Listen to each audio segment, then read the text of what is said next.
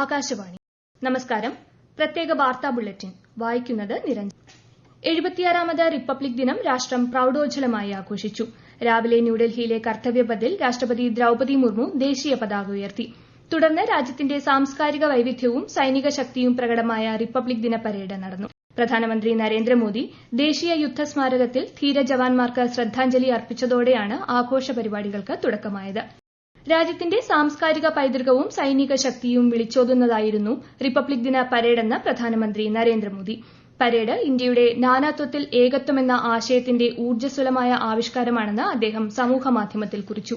നമ്മുടെ സംസ്ഥാനങ്ങളുടെ സമൃദ്ധമായ പാരമ്പര്യം പ്രതിനിധാനം ചെയ്യുന്നതായിരുന്നു നിശ്ചല ദൃശ്യങ്ങളെന്നും പ്രധാനമന്ത്രി പറഞ്ഞു. റിപ്പബ്ലിക് ദിന വിശിഷ്ടാതിഥികൾക്കായി രാഷ്ട്രപതി ദ്രൌപദി മുർമു രാഷ്ട്രപതി ഭവനിൽ വിരുന്നൊരുക്കി. ഉപരാഷ്ട്രപതി ജഗ്ദീപ് ധൻകർ, പ്രധാനമന്ത്രി Narendra Modi, Indonesian president Prabowo Subianto തുടങ്ങിയവർ വൈകിട്ട് നടന്ന വിരുന്ന് സൽക്കാരത്തിൽ പങ്കെടുത്തു.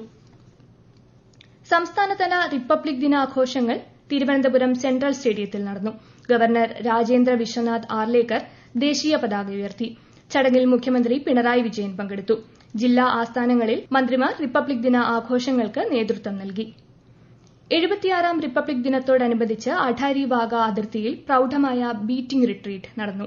ഇന്ത്യയുടെ BSFും പാക് റേഞ്ചേഴ്സും ഭാഗമാകുന്ന പതാക താഴ്ത്തൽ ചടങ്ങ് കാണാൻ രാജ്യത്തിന്റെ വിവിധ ഭാഗങ്ങളിൽ നിന്നായി നിരവധി പേരാണ് എത്തിയത്. റിപ്പബ്ലിക് ദിനത്തിൽ പതിവിലും പ്രൌഢഗംഭീരമായാണ് ചടങ്ങ് അഠാരി അതിർത്തിയിൽ നടന്നത്. ഇന്ത്യൻ അതിർത്തിയിലെ 1ാം കാവൽ നിരയായ BSFന്റെ കായികക്ഷമതയും പരിശീലന മികവും പ്രകടമാക്കുന്നതായിരുന്നു ചടങ്ങ്. 76ാമത് റിപ്പബ്ലിക് ദിനത്തിൽ ഇന്ത്യയ്ക്ക് ആശംസകൾ അറിയിച്ച് വിവിധ ലോക നേതാക്കൾ. മാൽദീവ്സ് പ്രസിഡന്റ്, ഭൂട്ടാൻ പ്രധാനമന്ത്രി, നേപ്പാൾ പ്രധാനമന്ത്രി തുടങ്ങിയവരാണ് ഇന്ത്യയ്ക്ക് ആശംസകൾ അറിയിച്ചത്. ലോക നേതാക്കൾക്ക് പ്രധാനമന്ത്രി നരേന്ദ്രമോദി നന്ദി അറിയിച്ചു.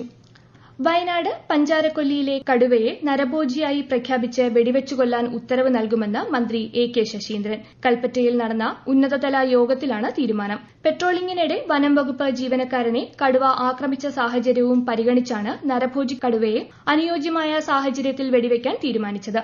അക്രമകാരിയായ വന്യമൃഗത്തെ വെടിവെക്കാൻ ഉത്തരവ് ഇടുന്നത് കേരള ചരിത്രത്തിലെ ആദ്യ നടപടിയാണെന്നും മന്ത്രി പറഞ്ഞു. ജനവാസ മേഖലകളിൽ വന്യജീവികളുടെ സഞ്ചാരപാത നിരീക്ഷിക്കാനുള്ള സംവിധാനം ശക്തിപ്പെടുത്തുമെന്നും മന്ത്രി പറഞ്ഞു. കടുവയുടെ ആക്രമണത്തിൽ കൊല്ലപ്പെട്ട രാധയുടെ വീട് മന്ത്രി സന്ദർശിച്ചു. ഈ മാസം 29ന് വീണ്ടും യോഗം ചേർന്ന് സ്ഥിതിഗതികൾ വിലയിരുത്തുമെന്നും മന്ത്രി AK ശശീന്ദ്രൻ പറഞ്ഞു. അതിനിടെ പഞ്ചാരക്കൊല്ലി, മേലെച്ചിറക്കര, പിലാക്കാവ്, മൂന്നുറോഡ് ഭാഗം, മണിയൻകുന്ന് ഭാഗങ്ങളിൽ നാളെ രാവിലെ 6 മുതൽ 48 മണിക്കൂർ കർഫ്യൂ പ്രഖ്യാപിച്ചു. ഈ പ്രദേശങ്ങളിൽ ജനങ്ങൾ പുറത്തിറങ്ങരുതെന്നും കടകൾ അടച്ചിടണമെന്നും അധികൃതർ നിർദ്ദേശം നൽകി. പരീക്ഷകൾക്ക് പോകേണ്ട വിദ്യാർത്ഥികൾക്കായി വാഹന സൌകര്യം ഏർപ്പെടുത്തും. കർഫ്യൂ ഏർപ്പെടുത്തിയ സ്ഥലങ്ങളിൽ സഞ്ചാരവിലക്കുമുണ്ട്.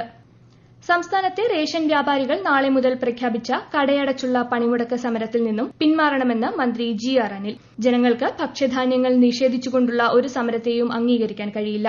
ആരുടെ വീഴ്ച കൊണ്ടാണോ ജനങ്ങൾക്ക് ഭക്ഷ്യധാന്യങ്ങൾ നിഷേധിക്കപ്പെടുന്നത് അവർ ഗുണഭോക്താക്കൾക്ക് ഫുഡ് സെക്യൂരിറ്റി അലവൻസ് നൽകേണ്ടിവരും. റേഷൻ വ്യാപാരികൾ പണിമുടക്കിലേക്ക് പോകുന്ന സാഹചര്യത്തിൽ ഏതുവിധത്തിലും ജനങ്ങൾക്ക് ഭക്ഷ്യധാന്യങ്ങൾ എത്തിക്കാനുള്ള നടപടികൾ സർക്കാർ സ്വീകരിക്കുമെന്ന് മന്ത്രി പറഞ്ഞു. ഹൃദയ ശസ്ത്രക്രിയാ വിദഗ്ധൻ ഡോക്ടർ KM ചെറിയാന്റെ വേർപാടിൽ പ്രധാനമന്ത്രി നരേന്ദ്രമോദിയും മുഖ്യമന്ത്രി പിണറായി വിജയനും അനുശോചനം രേഖപ്പെടുത്തി. ആരോഗ്യരംഗത്തെ മികച്ച സേവനങ്ങൾക്ക് ഡോക്ടർ KM ചെറിയാന് 1991 രാജ്യം പത്മശ്രീ നൽകി ആദരിച്ചിട്ടുണ്ട്. രാജ്യത്ത് ഏകീകൃത പെൻഷൻ പദ്ധതി ഏപ്രിൽ 1 മുതൽ നിലവിൽ വരുമെന്ന് കേന്ദ്ര സർക്കാർ. കഴിഞ്ഞ വർഷം ഓഗസ്റ്റിലാണ് കേന്ദ്രം പദ്ധതി ആവിഷ്കരിച്ചത്. NPS പരിരക്ഷയ്ക്കുള്ള കേന്ദ്ര സർക്കാർ ജീവനക്കാർക്ക് ആയിരിക്കും പദ്ധതിക്ക് അർഹതയുണ്ടാവുക. എന്നാൽ ജീവനക്കാർക്ക് ഏകീകൃത പെൻഷൻ പദ്ധതി തിരഞ്ഞെടുക്കാതെ തന്നെ NPSൽ തുടരാനും അവസരമുണ്ടാകും. ക്വാലാലംപൂരിൽ നടക്കുന്ന അണ്ടർ-19 വനിതാ T20 ലോകകപ്പിൽ ബംഗ്ലാദേശിനെ പരാജയപ്പെടുത്തി ഇന്ത്യ സെമിയിൽ. ഇന്ന് നടന്ന മത്സരത്തിൽ ബംഗ്ലാദേശിനെ 8 വിക്കറ്റിന് പരാജയപ്പെടുത്തിയാണ് ഇന്ത്യ സെമിയിൽ കടന്നത്. ചൊവ്വാഴ്ച നടക്കുന്ന അവസാന സൂപ്പർ 6 മത്സരത്തിൽ ഇന്ത്യ സ്കോട്ട്ലൻഡിനെ നേരിടും. ഓസ്ട്രേലിയൻ ഓപ്പൺ പുരുഷ സിംഗിൾസ് കിരീടം ഇറ്റലിയുടെ യാനിക് സിന്നറിന്. ജർമ്മനിയുടെ അലക്സാണ്ടർ സ്വരേവിനെ നേരിട്ടുള്ള സെറ്റുകൾക്ക് പരാജയപ്പെടുത്തിയാണ് സിന്നർ തുടർച്ചയായ 2ാം തവണ ഓസ്ട്രേലിയൻ ഓപ്പൺ നേടുന്നത്. സംവിധായകൻ ഷാഫിക്ക് കലാകേരളത്തിന്റെ അന്ത്യാഞ്ജലി. ഖബറടക്കം കലൂർ മുസ്ലിം ജമാഅത്ത് പള്ളിയിൽ നടന്നു. മായാവി, കല്യാണരാമൻ ഉൾപ്പെടെയുള്ള ഒട്ടേറെ ജനപ്രിയ സിനിമകളാണ് ഷാഫി മലയാളികൾക്ക് സമ്മാനിച്ചത്. പ്രത്യേക വാർത്താ ബുള്ളറ്റിൻ കഴിഞ്ഞു. അടുത്ത വാർത്താ പ്രക്ഷേപണം നാളെ രാവിലെ 6:45-ന്.